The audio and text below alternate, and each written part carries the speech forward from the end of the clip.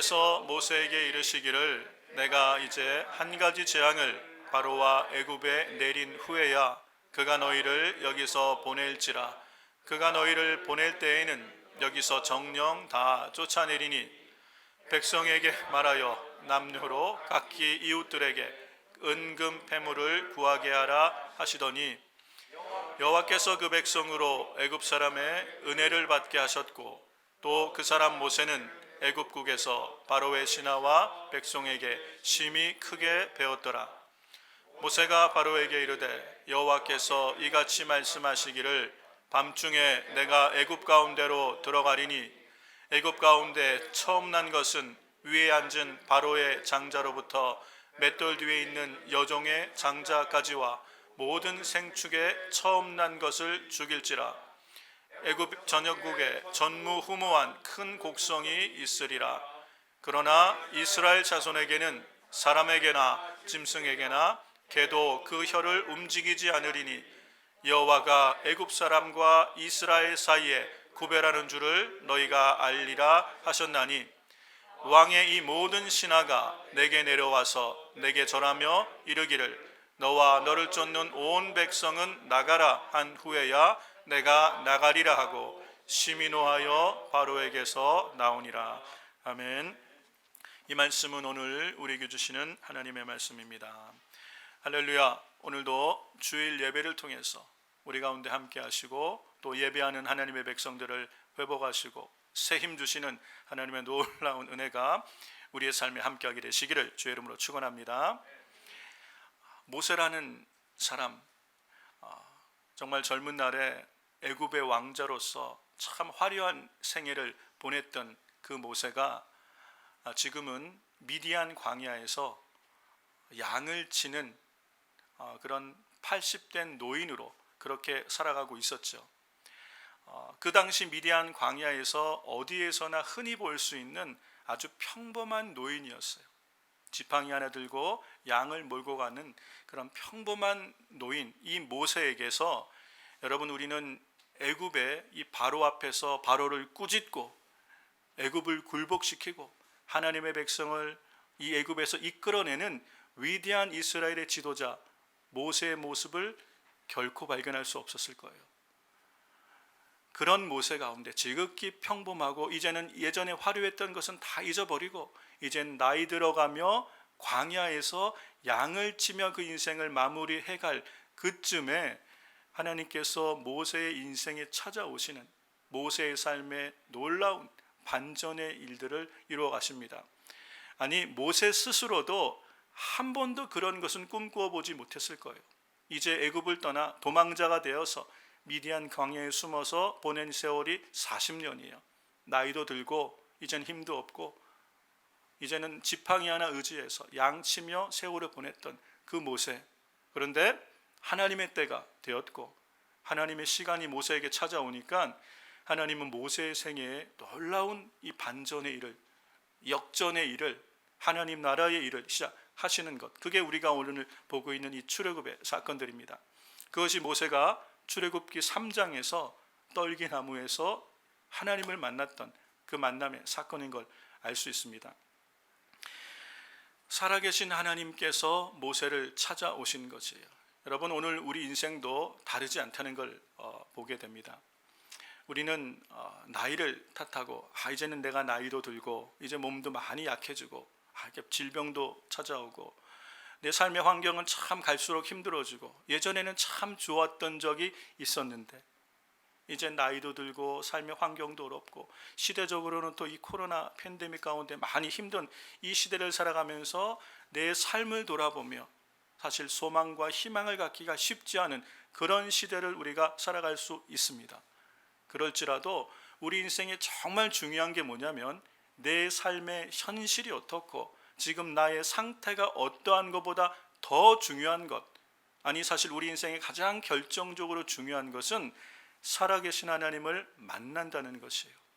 하나님께서 모세를 찾아오셨듯이 하나님께서 지금도 우리 인생을 찾아오시면 우리 인생은 얼마든지 하나님은 새 일을 이루시며 하나님의 위대한 구원 역사에 쓰임받는 복 있는 인생으로 살아갈 수 있다는 것이요. 하나님을 만난다는 것, 이게 우리 인생의 가장 중요한 사건인 것을 우리는 이 출애굽을 통해서 알 수 있다는 것입니다. 우리 사랑하는 성도 여러분, 여러분의 부모님들 중에는 목사님도 계시고 또 뭐 선교사님도 계시고 또 믿음 좋으신 장로님들도 계셨고, 그렇죠? 믿음의 집안에서 자라신 분들이 계시고, 물론 여러분 중에는 처음 여러분이 이제 신앙생활을 혼자 하시는 분도 계시겠죠. 근데 많은 사람들이 귀로만 들어왔던 하나님, 우리 부모님의 하나님, 우리 부모님이 만났던 하나님, 모세도 똑같았어요. 조상들의 하나님, 아브라함의 하나님에 관해 들어왔고요, 이삭의 하나님에 대해서 들었고, 야곱의 하나님에 대해서 들었지만 하나님을 만난 적이 없어요. 그 모세를 80에 하나님이 만나 주셨더니 80의 이 노인이 이제는 하나님의 손에 붙들려서 하나님 앞에 쓰임하는 위대한 반전의 인생을 살아가게 된 것을 봅니다. 그러므로 우리도 혹시 우리 가운데 우리가 귀로만 들어왔던 하나님, 아니 이전에 내가 하나님을 만났던 것을 그냥 이전의 경험으로 추억으로 삼고 지금 내 삶을 그렇게 보내고 있는 분이 계시다면, 오늘 다시 한번 우리는 이 말씀 안에서 살아계신 하나님을 새롭게 경험하는 은혜가 있게 되시기를 주의 이름으로 축원합니다.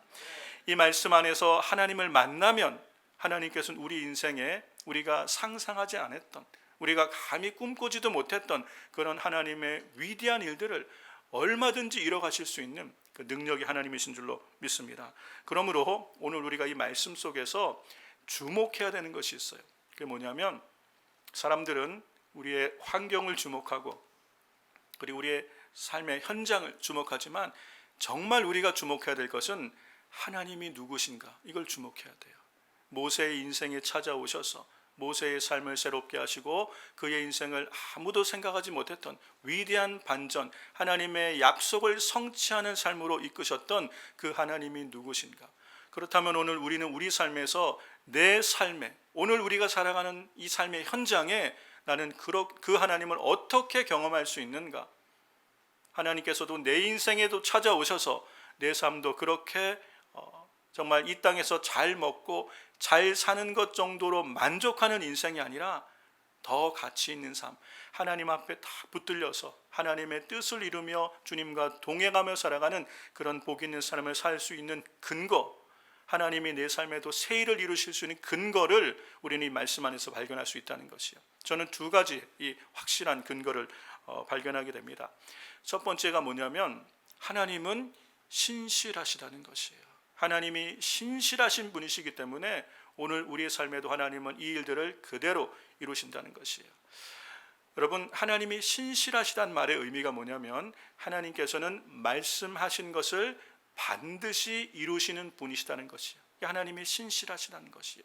하나님께서 모세에게 나타나셔서 모세에게 말씀하신 그대로를 온전하게 이루시는 분, 그래서 하나님은 신실하신 분이에요.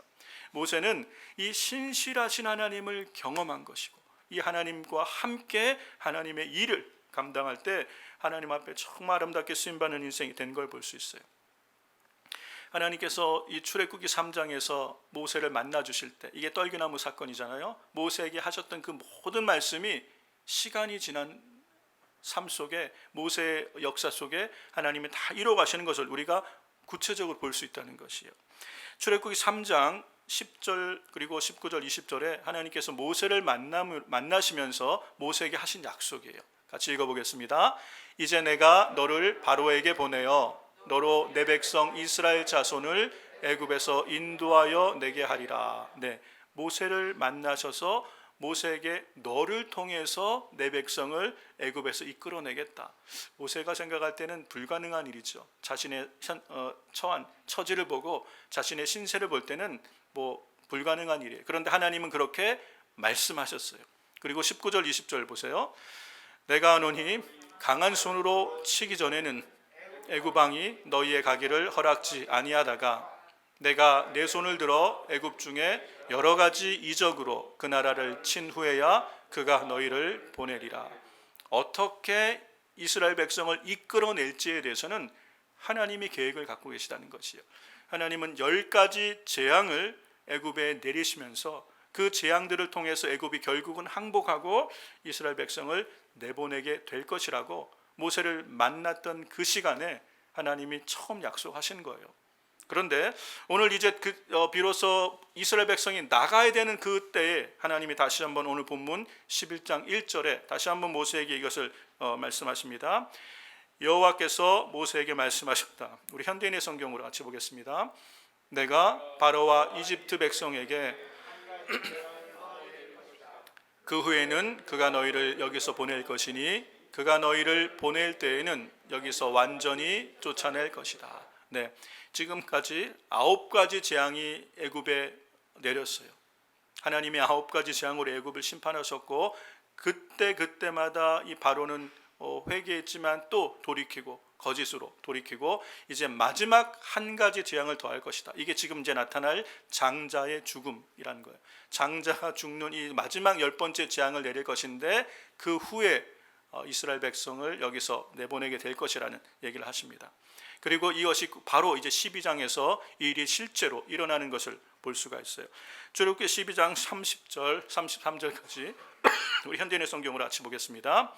그러자 그날 밤 바로와 그의 모든 신하들과 이집트 사람들이 다 일어나고 이집트 전역에 대성 통곡하는 소리가 들렸는데 이것은 초상을 당하지 않은 가정이 한 집도 없었기 때문이었다. 그날 밤에 바로가 모세와 아론을 불러 말하였다. 너희와 너희 이스라엘 자손들은 일어나 즉시 내 백성을 떠나라. 너희가 요구하는 대로 가서 여호와를 섬겨라. 그리고 너희 양과 소도 몰고 가고 나를 위해 축복하라.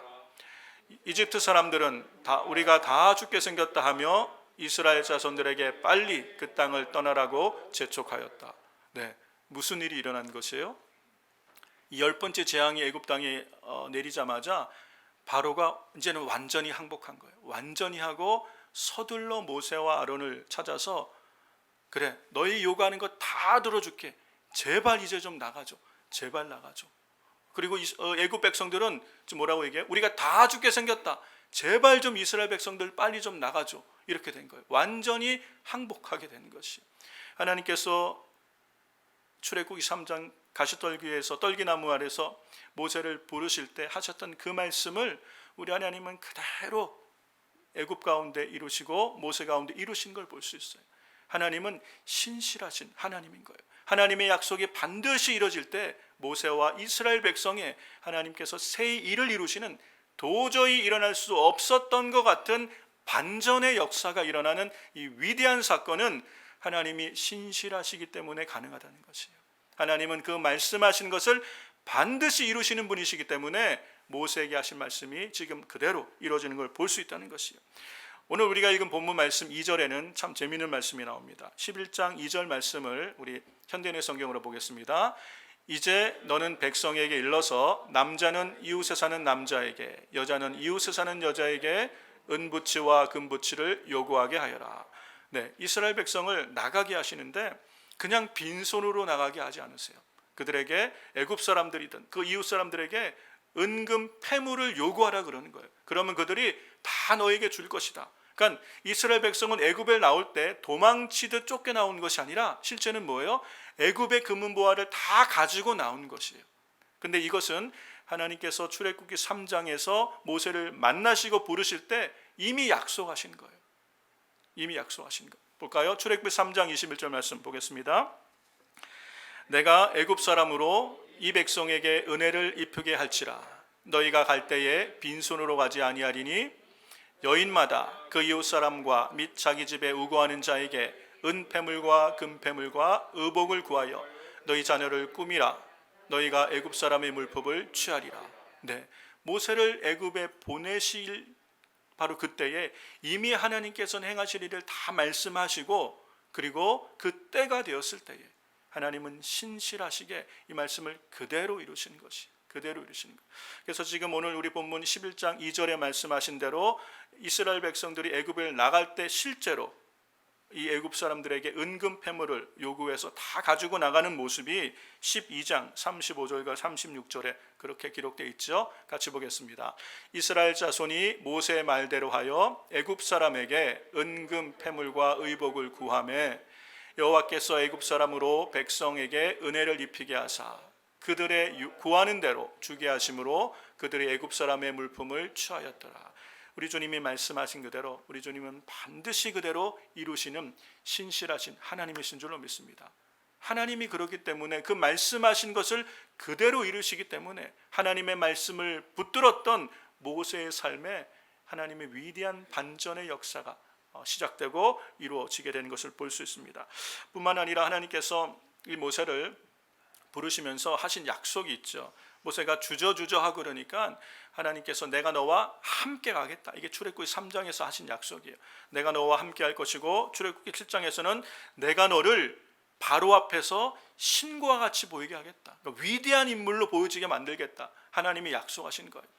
모세는 지팡이 하나 들고 있는 아무것도 의지할 것 없는 지극히 평범한 노인이에요. 그런데 이 하나님의 약속을 딱 붙들었어요. 이 약속 붙들고 애굽으로 간 것이고 이 하나님의 신실하심을 믿고 하나님의 약속 붙들고 애굽으로 갔더니 하나님이 정말 이 하신 말씀을 그대로 이루시는 거예요. 여러분, 오늘 우리 성도들에게 중요한 것은 하나님이 어떻게 그런 일을 하시느냐, 어떻게라는 것은 우리에게 상관된 문제가 아니에요. 우리는 하나님이 말씀하신 것을 붙들면 돼요. 그러면 그것을 어떻게 이루시는지는 하나님께 속한 것인 줄 믿습니다. 하나님은 신실하셔서 하나님의 방법대로 반드시 그것을 이루신다는 것이. 우리가 오늘 읽은 성경 본문 보세요. 3절 말씀, 우리가 읽은 본문 11장 3절을 현대인의 성경으로 봅니다. 하나님이 출애굽기 3장에서 모세에게 하신 약속, 7장에서 하신 약속을 어떻게 이루어가시는지를 볼 수 있어요. 여호와께서는 이집트 사람들이 이스라엘 자손에게 대하여 호감을 갖게 하셨다. 그리고 바로의 신하들과 그의 백성들은 모세를 아주 위대한 인물로 생각하였다. 이제 출애굽해야 되는 그 시점에 애굽 사람들은 모세를 보면서 위대한 하나님의 사람의 모습을 본 것이에요. 8절 말씀, 오늘 우리가 읽은 본문 마지막 절 8절을 보세요. 왕의 이 모든 신하가 내게 내려와서 내게 절하며 이르기를 너와 너를 쫓는 온 백성은 나가라 한 후에야 내가 나가리라 하고 심히 노하여 바로에게서 나오니라. 여러분, 이게 무슨 말이에요? 지금 모세가 바로 앞에 가서 바로를 꾸짖고 있는 것이에요. 바로를 호되게 꾸짖고 바로에게 노를 바라며 꾸짖으면서 너와 너희의 신하들과 너희 백성이 내게 무릎을 꿇고 제발 나가 달라고 요청해야 내가 나가겠다. 얼마나 당당해요. 여러분, 이게 떨기나무에서 하나님의 부르심을 받았던 모세와 오버랩이 됩니까? 지팡이 하나 들고 양을 치던 평범한 노인과 지금 바로 앞에서 호통을 치고 있는 이 모세, 이게 어떻게 이렇게 가능한 것이에요? 하나님이 그 인생에 찾아오시고 하나님의 약속을 붙들었더니 하나님이 모세의 인생에 위대한 반전을 이루어 가시는 것이에요. 얼마나 당당해요. 이 지팡이 하나 들고 있는 80된 노인을 아무도 당해내지 못하는 것이에요. 천하의 바로, 그 당시 이 애굽이 전 세계 가장 강대국이었어요. 그 천하의 가장 강한 나라의 왕인 바로도 모세 앞에 쩔쩔매고 있고요. 애굽의 신하와 그 군대도 모세를 어찌하지 못하고요. 온 애굽 백성이 바로를 위대하게 보고 있는 이 일, 하나님은 모세의 인생에 위대한 반전을 이루셨다는 것이에요. 이것이 어떻게 된 것입니까? 하나님이 신실하시기 때문에 그러시다는 것이에요. 사랑하는 성도 여러분, 오늘 우리 삶에도 하나님은 동일하신 줄로 믿습니다. 하나님께서는 그 말씀하신 바를 반드시 그대로 이루시는 신실하신 하나님이세요. 그러므로 오늘 우리가 우리 인생의 소망을, 우리 인생의 진정한 안정감을 어디에 두어야 되는지를 명확하게 알 수 있어요. 사랑하는 성도 여러분, 여러분은 어디에서 인생의 안정감을 얻고 계십니까? 미래에 대한 소망을 어디에 두고 계십니까? 여러분을 후원해 줄 수 있는, 여러분을 밀어줄 수 있는 부모님, 아니면 유력한 사람, 힘 있는 사람, 그 사람의 말에 우리 인생의 소망을 두는 인생이 안전하겠습니까? 아니면 신실하신 하나님과 그분의 말씀에 우리 인생의 기초를 두고 우리 인생의 소망을 둔 인생이 안전하겠습니까? 어떤 선택이 진정한 우리 그리스도인들의 안정을 주는 믿음의 선택이 되겠습니까? 하나님을 신뢰하는 것이에요. 하나님의 말씀을 붙드는 것이에요. 그러면 하나님은 신실하시기 때문에 그 약속을 붙든 사람의 길을 반드시 인도하시는 줄 믿습니다. 민수기 23장 19절에서 하나님께서 이렇게 분명히 말씀하셨어요. 개정 성경으로 있습니다. 하나님은 사람이 아니시니 거짓말을 하지 않으시고 인생이 아니시니 후회가 없으시도다. 어찌 그 말씀하신 바를 행하지 않으시며 하신 말씀을 실행하지 않으시랴. 하나님은 인생이 아니시고 사람이 아니시기 때문에 반드시 말씀하신 것을 이루신다는 것이요. 하나님은 신실하신 줄 믿습니다. 그래서 시편 146편 기자의 고백처럼 우리 같이 한번 읽어볼까요? 권력 있는 사람을 의지하지 말며 또 힘이 없는 인간을 의지하지 말아라. 사람이 죽으면 흙으로 돌아가게 되는데 그날로 모든 계획이 숲으로 돌아갈 것이다. 야곱의 하나님을 의지하고 자기 하나님 여호와께 희망을 두는 자는 복이 있다. 아멘. 여러분, 우리가 사람을 의지했습니까? 내가 의지하던 사람이 어느 날 하나님이 부르시면 모든 것이 숲으로 돌아가는 것이, 내가 의지했던 모든 것 하나님이 다 거두시면 아무것도 아닌 것이. 그러므로 우리 인생의 진정한 소망과 미래는 영원하신 하나님, 변하지 않으시는 주님, 신실하신 하나님과 그분의 약속의 말씀에 우리 인생을 거는 그 인생이야말로 참으로 지혜로운 삶이고 참으로 옳은 선택이 되는 줄로 믿습니다. 하나님께서 반드시 그 사람을 붙드시고 말씀하신 대로, 약속하신 대로 이루는 복된 삶이 될 줄로 믿습니다. 두 번째, 우리가 이 하나님께서 우리 삶의 반전을 이루실 수 있다는 것을 기대할 수 있는 이유가 뭐냐면, 하나님은 공의로우시기 때문에 그래요. 하나님은 공의로우신 하나님이시기 때문에. 하나님이 공의로우시다는 말의 의미는 하나님께서는 반드시 선악간에 보응하신다는 것, 판단하시고 심판하신다는 것이요. 선악간에 반드시 행한 대로 갚으시는 것, 이게 하나님은 공의로우시다고 말하는 것이에요. 악인에 대해서는 반드시 하나님은 심판하십니다. 의인에 대해서는 반드시 신원하여 주십니다. 그 억울함을 갚아주시고 상을 주시는 것, 이게 하나님의 공의라는 것이에요. 하나님이 공의로우시기 때문에 우리는 거기에 우리 인생의 소망을 둘 수 있는 거예요. 이 공의로우신 하나님이시기 때문에 우리 삶에 얼마든지 믿음의 삶 가운데 새 일을 이루신다는 것이에요. 하나님께서 지금 이 바로와 애굽에 대하여 공의로 심판하고 계시는 것, 우리가 읽은 이 본문 4절부터 7절까지 내용이 하나님은 공의로 애굽에 심판하고 계세요. 애굽이 그리고 바로가 행한 대로 갚으시는 거예요. 히브리 백성, 히브리 사람들의 산의 아이가 태어나면 그 아이를 나일강에 던져 버려야 됐어요. 죽여야 했어요. 하나님은 그 불의와 악을 행했던 하나님의 백성을 탄압했던 애굽에 대하여 지금 심판을, 공의로운 심판을 하고 계시는 거예요. 그래서 10가지 재앙을 내리실 때 첫 번째 재앙이 뭐였냐면 나일강이 피로 변하는 것이었어요.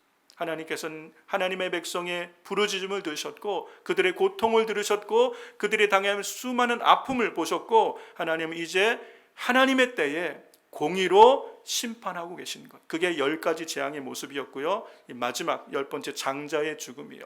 온 애굽에 통곡하는 소리가 한 가정도 예외 없이 장자가 다 죽었어요. 온 애굽 백성이 다 통곡할 때 하나님이 이것이 이스라엘 백성을 구별하신 것, 이게 하나님의 공의의 심판인 것을 알 수 있다는 것이요. 그렇게 온 애굽을 심판하실 때 7절에 보니까 하나님의 백성은 구별하셨어요. 애굽 온 가정에 통곡이 있을 때 이스라엘 백성의 가정에는 개 한 마리도 혀를 놀리지 않는다. 이게 무슨 말이냐면 현대인의 성경에 보면 개도 짖지 않는 지극한 평안과 고요함을 하나님께서 이스라엘 백성에게 주셨다는 것이에요. 7절 말씀 다시 한번 우리 같이 읽어볼까요? 이스라엘 자손들 가운데는 개 한 마리도 사람이나 짐승을 보고 짖지 않을 것이다. 그러면 너희는 나 여호와가 이스라엘 사람을 이집트 사람과 구별하는 것을 알게 될 것이다. 여러분, 애굽에는 지금 온 가정에, 온 애굽에 통곡, 이 통곡하는 소리가 나는 이때에 하나님의 백성이 거하는 이 고센 땅에는 개도 짖지 않는 지극한 평강이 있다는 것이요. 왜냐하면 하나님께서 구별하셨기 때문에.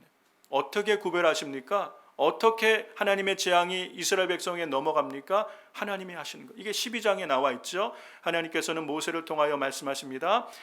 하나님의 백성들에게 양을 잡아서 그 양의 피를 문설주와 임방에 바르면 내가 그것을 볼 때 너를 넘어가리라. 하나님의 진노가 말씀하신 것처럼 내가 밤에 애굽에 들어가신다 그것처럼 밤에 하나님의 진노가 애굽에 임할 때에 문설주와 임방의 양의 피를 바른 집은 하나님의 진노가 넘어가는 거예요.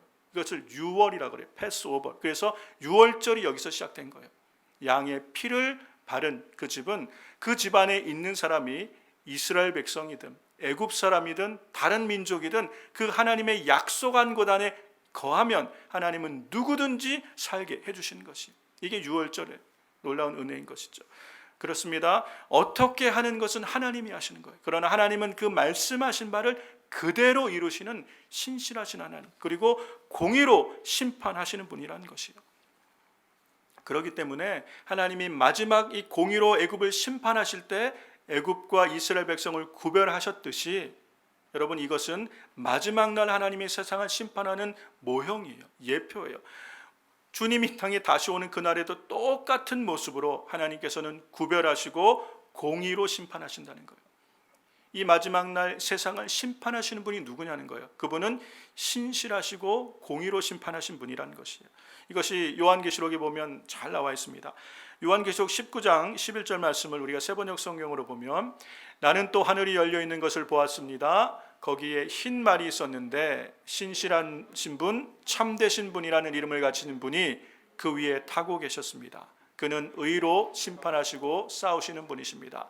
마지막 날, 세상의 마지막 끝에 예수님이 재림하실 때에 이 땅을 심판하시는 분이 누구신지를 보여주시는 거예요. 예수님의 모습을 보여주는 거예요. 주님은 신실하신 분, 참되신 분, 공의로 심판하시는 분이라는 거예요. 그래서 주님은 반드시 죄인과 의인을 구별하신다는 것이, 의인과 악인을 구별하셔서 그 행한 대로 심판하시고 갚아주시겠다고 말씀하시는 거예요. 마태복음 13장에 보면 예수님이 마지막 때 오실 때 하실 말씀을 분명히 말씀하십니다. 세상 끝에도 이러하리라. 천사들이 와서 의인 중에서 악인을 갈라내어, 마치 하나님께서 애굽을 심판하실 때 이스라엘 백성을 구별하신 것처럼 마지막 날에도 주님이 이 세상을 심판하실 때 의인 중에서 악인을 갈라낸다는, 구별하신다고 말씀하셨어요. 양과 염소를 구별하듯이 구별하신다고 마태복음 25장 32절을 말씀하시죠. 인자가 자기 영광으로 모든 천사와 함께 올 때에 자기 영광의 보좌에 앉으리니 모든 민족을 그 앞에 모으고 각각 분별하기를 목자가 양과 염소를 분별하는 것 같이 하여 양은 그 오른편에 염소는 왼편에 두리라. 마지막 날 주님이 세상을 심판하실 그때에 주님은 반드시 양과 염소를 구별하시겠다고 말씀하고 있는 것이에요. 그래서 하나님께서 구별하신 의인은 영생에, 악인은 영벌에 처하게 하시는 것, 이것이 하나님의 공의라는 것이에요. 그러므로 우리가 하나님께서 우리 인생에 위대한 반전을 이루시고 하나님의 새 일을 이루실 것을 기대할 수 있는 이유는, 하나님은 반드시 하나님의 백성들을 돌아보시고 하나님께서 그들의 눈물을 신원하여 주시고 하나님께서 그들의 삶에 하나님의 하나님 되심을 나타내는 날이 반드시 오기 때문에, 그러므로 그 하나님을 신뢰하여 믿음으로 살아가는 인생들에게 하나님은 반드시 도우심으로 하나님의 큰 구원을 이루실 것이기 때문에 우리는 그 하나님을 신뢰할 수 있다는 것이에요. 사랑하는 성도 여러분, 우리가 주님이 마지막 날 세상을 심판하시는 그날에 우리가 하나님 앞에 의인으로 설 수 있는 근거가 어디 있습니까? 여러분, 우리가 어떻게 하나님 앞에 의롭게 설 수 있겠어요? 순전한 교회 주일 예배를 한 번도 빠지지 않고 참석했기 때문에 주님, 저는 하나님 나라에 들어갈 만한 합당한 의인입니다. 여러분, 이렇게 대답하시겠어요? 우리가 주님이 세상을 심판하시고 이 땅에 오시는 그때에 우리가 기쁨으로 주의 잔치, 어린 양의 혼인잔치에 참여할 수 있는 유일한 근거는 예수 그리스도의 보혈의 피가 우리를 깨끗게 하셨기 때문인 줄로 믿습니다.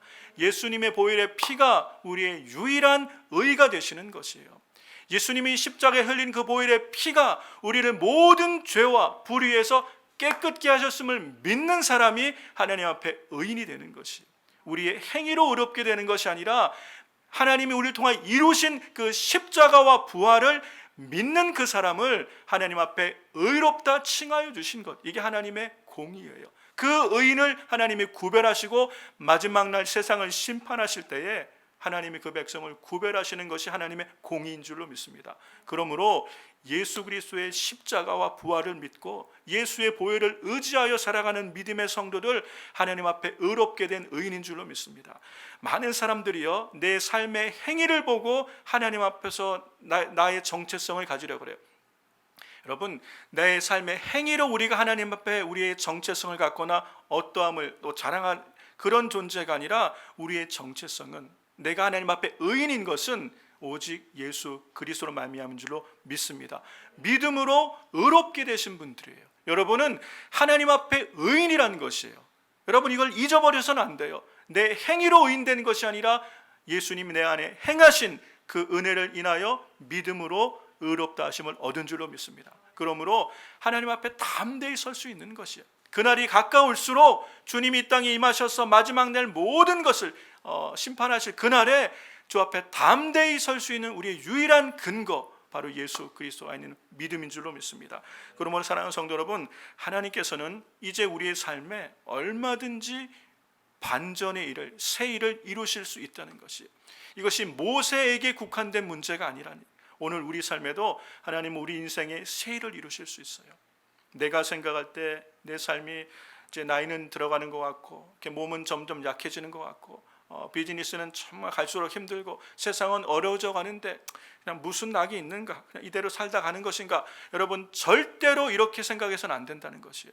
하나님께서는 우리 삶에 지금도 찾아오셔서 내 삶의 어떠함과 상관없이 하나님을 신뢰하며 신실하신 하나님을 붙들고 하나님의 말씀을 의지하여 살고자 뜻을 정한 사람들을 하나님께서 세워가시는 줄 믿습니다. 여러분 그냥 우리 인생을 이 세상에서 열심히 일해서 좋은 직장에서 돈 벌고 잘 먹고 우리 자녀들 잘 양육하고 잘 살다 가는 것, 이것으로 우리 인생 성공했다고 만족해서는 안 된다는 것이에요. 하나님의 백성들에게는 더 큰 비전과 소망이 있어야 돼요. 하나님이 이 땅에 이루시고자 하나님의 위대한 구원의 역사를 볼 수 있는 영적인 안목이 있어야 돼요.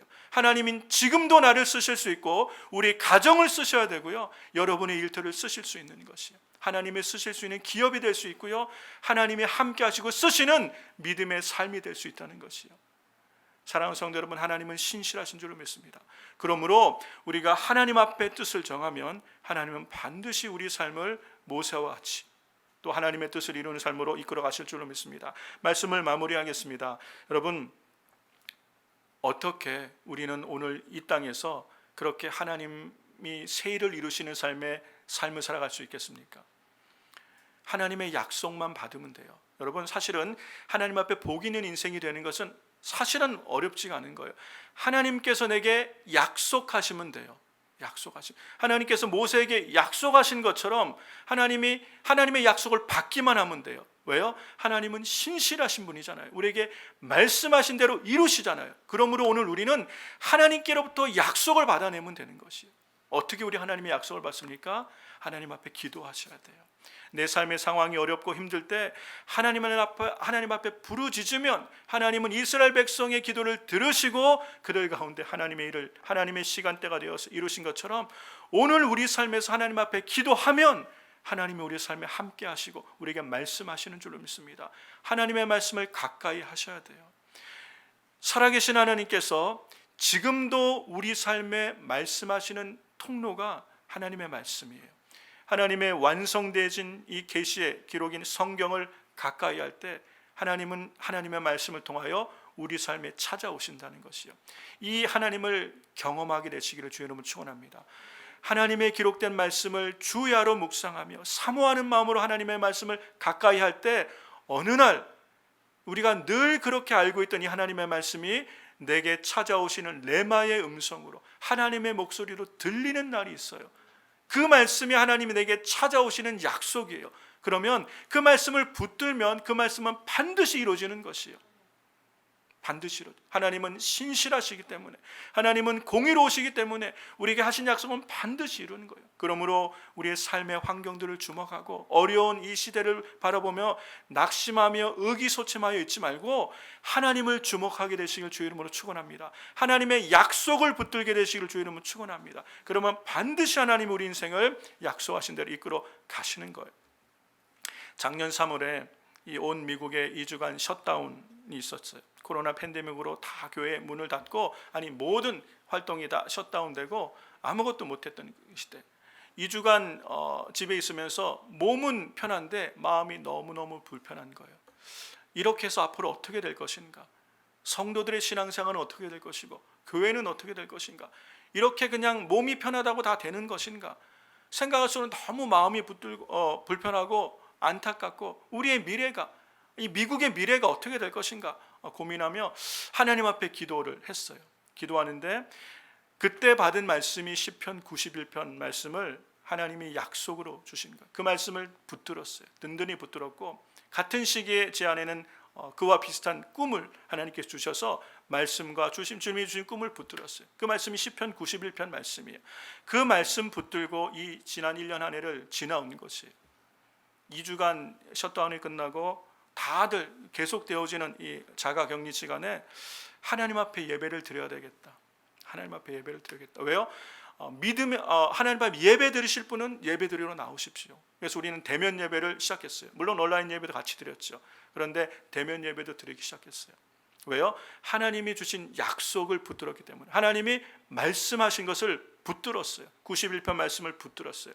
하나님의 약속 붙들었더니 지난 1년간 하나님이 우리를 이 말씀 그대로 이루어 주셨어요. 함께 하셨고 붙들어 주셨고 하나님의 말씀을 이루도록 하신 줄로 믿습니다. 시편 91편 말씀이 다 여러분 가서 한번 읽어보세요. 한 구절 한 구절 말씀이 우리가 지나왔던 말씀들이에요. 1절에서 6절까지만 한번 같이 한번 볼까요? 지존자의 은밀한 곳에 거하는 자는 그늘 아래 거하리로다. 내가 여호와를 가리켜 말하기를 저는 나의 피난처요 나의 요새요 나의 의뢰하는 하나님이라 하리니 이는 저가 너를 새 사냥꾼의 올무에서와 극한 연병에서 건지실 것이미로다. 저가 너를 그 깃으로 덮으시리니 내가 그 날개 아래 피하리로다. 그의 진실함은 방패와 손방패가 되나니 너는 밤의 놀램과 낮에 흐르는 살과 흑암 중 행하는 연병과 백주에 황폐케 하는 파멸을 두려워 아니하리로다. 천인이 내 곁에 서고 만인이 내 우편에 엎드러지나니 이 재앙이 내게 가까이 가지 못하리로다. 이 말씀 우리 다 읽고 마치겠습니다. 오직 너는 목도하리니 악인의 보응이 내게 보이리로다. 내가 말하기를 여호와는 나의 피난처시라 하고 지존자로 거처를 삼았으므로 화가 내게 미치지 못하며 재앙이 내 장막에 가까이 오지 못하리니 저가 너를 위하여 그 사자들을 명하사 내 모든 길에 너를 지키게 하심이라. 저희가 그 손으로 너를 붙들어 발이 돌에 부딪히지 않게 하리로다. 내가 사자와 독사를 밟으며 젊은 사자와 뱀을 발로 누르리로다. 하나님이 가라사대 저가 나를 사랑한즉 내가 저를 건지리라. 저가 내 이름을 한즉 내가 저를 높이리라. 저가 내게 간구하리니 내가 응답하리라. 저가 환난 때에 내가 저와 함께하여 저를 건지고 영화롭게 하리라. 내가 장수함으로 저를 만족해 하며 나의 구원으로 보이리라 하시도다. 아멘. 하나님이 하신 약속의 말씀, 성경에 기록된 수많은 말씀 중에 이 말씀으로 하나님께서 찾아오시고 이 약속하신 하나님을 확실히 붙들고 이 말씀 붙들고 기도하면서 작년 한 해를 지나온 것이에요. 그런데 하나님은 신실하셔서 우리에게 말씀하신 그대로를 그대로 이루어 주신 줄로 믿습니다. 사랑하는 성도님들, 오늘 우리가 살아가는 이 시대, 삶이 아무리 힘들고 어렵고 상황이 힘들다는 그것 바라보지 마시고 우리 안에 신실하신 하나님, 반드시 말씀하신 것을 이루시는 하나님을 믿고 하나님의 약속을 붙들게 되기를 주의 이름으로 축원합니다. 주의 말씀 붙들고 믿음으로 한 걸음 순종하여 가면 하나님은 반드시 그 말씀을 이루어서 우리 인생이 하나님 앞에 새 일을 이루는, 하나님 앞에 아름답게 쓰임받는 복 있는 인생, 존귀한 인생으로 하나님께서 새롭게 이끌어 가실 줄로 믿습니다. 이 은혜가 믿음의 삶을 살기로 뜻을 정하는 우리 순전하게 모든 성도들의 삶에 함께하게 되시기를 주의 이름으로 축원합니다.